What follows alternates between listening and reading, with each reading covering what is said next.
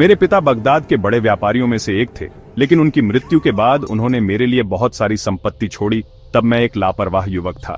पिता की छोड़ी हुई उस बेशुमार दौलत से मैंने अपने और अपने दोस्तों के लिए खूब खर्च किया। एक लंबा समय तक मैं इसी तरह चलता रहा। इस फिजूल खर्ची के अंजाम की कोई चिंता किए बिना फिर एक दिन मेरी आंखें खुली, जब मैंने देखा कि मेरी संपत्ति का थोड़ा ही हिस्सा बचा है। अगर मैं इसी हाल में चलता रहा तो मेरे पास जो कुछ भी है वह सब खत्म हो जाएगा। शायद मुझे लोगों के सामने हाथ फैलाना पड़ेगा।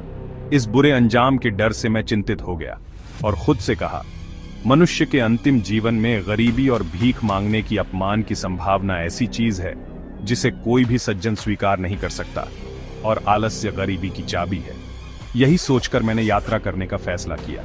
मेरे पास जो कुछ भी बचा था उसे बेच दिया।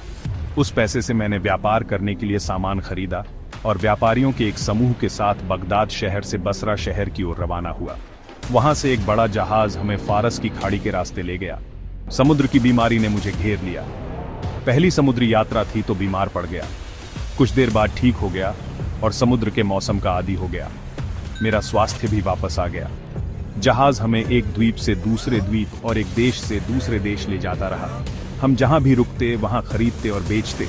एक दिन हम एक छोटे से द्वीप पर उतरे। हमने आग जलाई। द्वीप हिलने लगा। जहाज के कप्तान ने हमें पुकारा, अपनी जान बचाओ। द्वीप एक विशाल भेल मछली थी। आग की गर्मी से जाग गई और समुद्र की गहराई में डूब गई। जहाज से दूर होने के कारण मैं तैरता रहा। जहाज के ईंधन के लिए लाई गई लकड़ी के एक तख्ते को पकड़कर रात घनी हो गई और मुझे यकीन हो गया कि मेरी मौत करीब है, लेकिन मैंने उम्मीद नहीं खोई।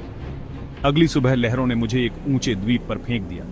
वहां मुझे पके फल और मीठा पानी मिला। कुछ दिनों बाद मेरी कमजोरी दूर हो गई। घूमते घूमते मुझे एक घोड़ा मिला। उसने मुझे गुफा में ले जाकर अपने साथियों से मिलवाया। वे लोग महाराजा धीराज के सेवक थे। मुझे हिंदुस्तान ले गए। मैं महाराजा धीराज के पास पहुंचा। उन्होंने मेरी कहानी सुनी और मेरा सम्मान किया। अंततः मैं एक जहाज के कप्तान से मिला जिसने मुझे पहचान लिया। मैंने अपने घर लौटने का फैसला किया। बगदाद में मेरे परिवार के सदस्य मुझे सुरक्षित देखकर खुश हुए। मैंने अपनी संपत्ति वापस पाई और अपने देश में स्थायी रूप से रहने का निर्णय लिया।